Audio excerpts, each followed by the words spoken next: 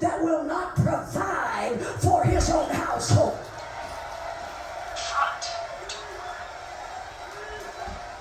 Are y'all with me? Come on. I have a real problem with it. Because to me, man and provider goes together. Now, hey everyone, happy Sunday. I hope you are all off to a wonderful week.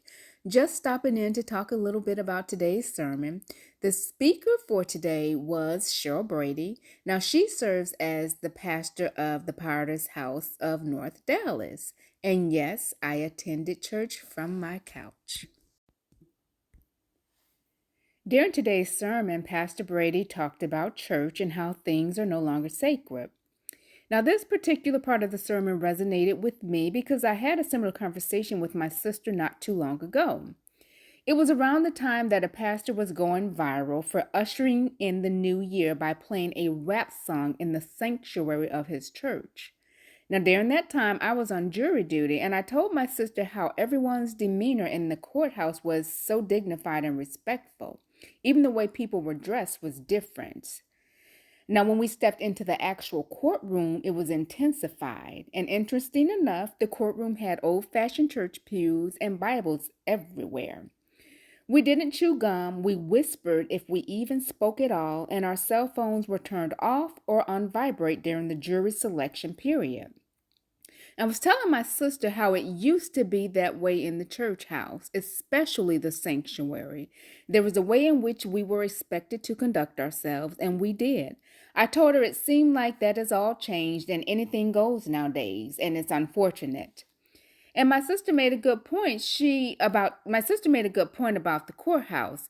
She said that's because the standards are set and there are repercussions if you do not adhere to those standards. And she was absolutely correct because while we were in the jury pool room, the clerk had advised us of who the judge was and what his expectations were and how he expected us to conduct ourselves in his courtroom. It was really refreshing to hear Pastor Brady speak on this. Fear of the Lord is coming back to the house of the Lord. When I was a kid, there was a table up front, and it said on the front of it, "This do in remembrance of." And as a kid, you couldn't even walk by and touch that table. Anybody ever got in trouble for touching the table? Why? Because it was sacred. God help us. We cannot lose the sacred things of God. Now, during this sermon, Pastor Brady also talked about men being providers for their households. She said men that don't provide for their families aren't saved. Are not saved, and she has a real problem with them. Now, I appreciated this part of the sermon because we hear so much rhetoric about women not being feminine and so many other things on social media. So, of course, this too was refreshing to hear. Take a listen to what she had to say. He built it. Oh, you gonna be quiet. I didn't say it. The Bible said it.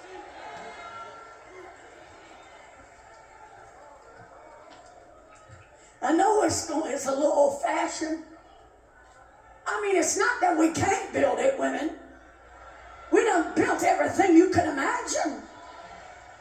We could build it, but in this particular story, he is the one that built it. And I know what I'm getting ready to say is going to make somebody mad.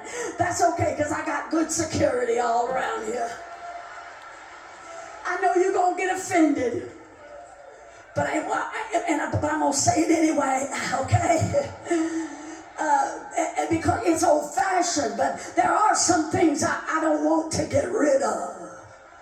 But I really do. I have a real problem with a man that will not provide for his own household.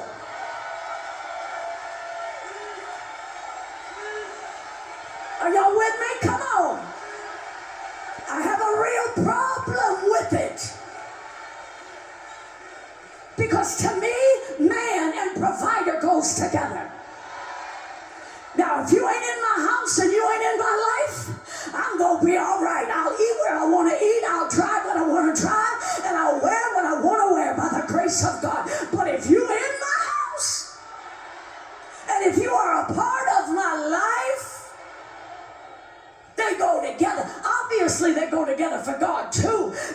Bible says in 1 Timothy 5:8, a man that does not provide for his own household has denied the faith, and he is worse than an infidel.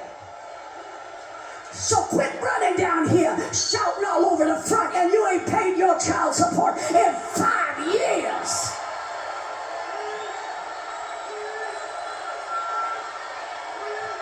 And furthermore, you ain't even saved. I didn't say it, the word said it. And if the word kill a man, let him.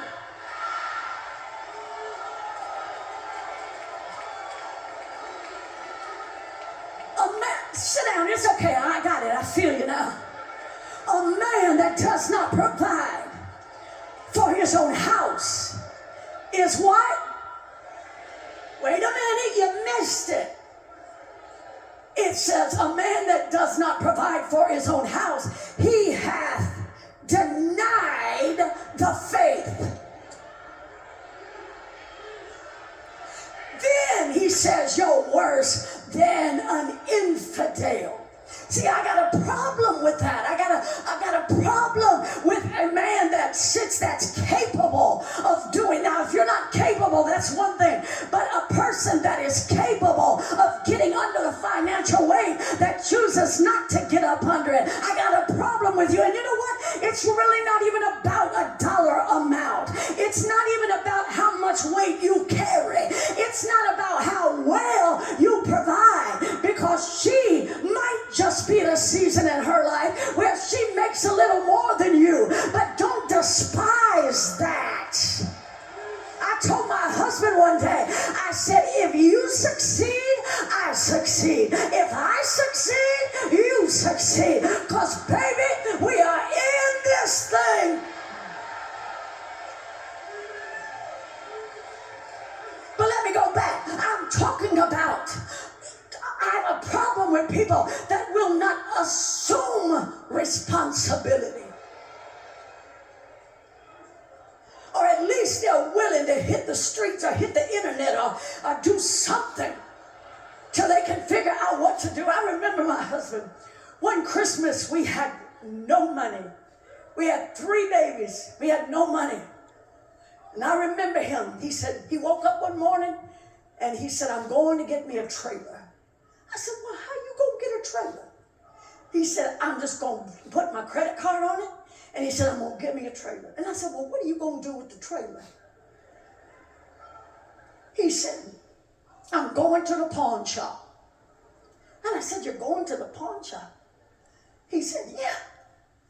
And he went from one pawn, he went over here to this pawn shop. And he was into sound and equipment, so he bought something at that pawn shop. He drove over here to the other pawn shop down the street. And he said, what you gonna give me for this? He was willing to hit the street for his family. Come on, I need some dads in here that can appreciate that. There's some mothers in here that appreciate that. And before it was all said and done, that man loaded up his trailer and went to every pawn shop he could find in Nashville, Tennessee. And he came home that night with the trailer empty, and he had a handful of money. And he got every one of the kids everything that they wanted for Christmas, and we still had $800 cash. I'm talking about assuming the responsibility. I'm not talking about how much of it, but at least be willing to say, well, I can contribute this and I can do that. I don't care how much quail you bring home, but I do need to know that you are shooting your gun at something.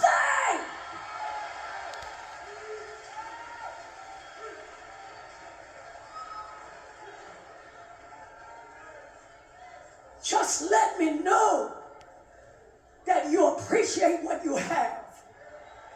And let me know that you're trying to do your part. Lord, how in the world did I get off on all? Now, she also gave a little advice for women who are actively looking for a husband.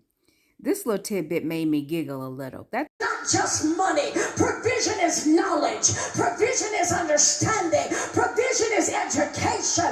Provision is wisdom. Ladies, let me tell you, it don't get any better than getting you a wise man. All of you that are out looking, you better forget what he's got on. Listen, don't even worry if he ain't cute. I can get over that too if you're wise. But don't be ugly and a fool too at the same time.